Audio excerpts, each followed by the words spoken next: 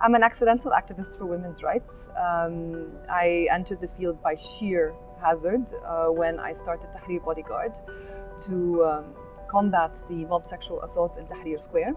And little did I know it would be the start of a journey. The We Are With You campaign is a United Nations interagency campaign that I'm very proud to have worked on and supported.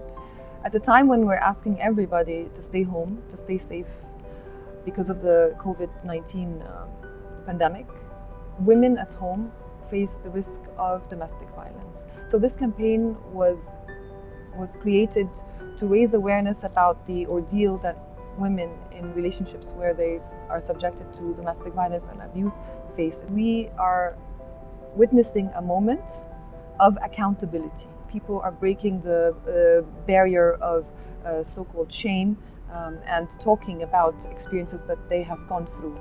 And it's not just only women, it's also men. And I think that is one of the things that I appreciate most about 2020, seeing men talk about surviving sexual harassment and even rape.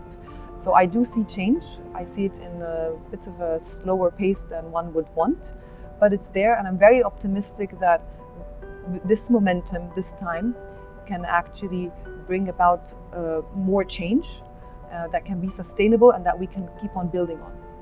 The ideal scenario or outcome for me would be when we no longer ever talk about a woman or girl's attire, when we talk about a sexual harassment or rape that she has been through. I think an ideal environment would be an environment where equality between men and women is a reality, where we no longer are surprised when we find women in jobs that were traditionally dominated by men.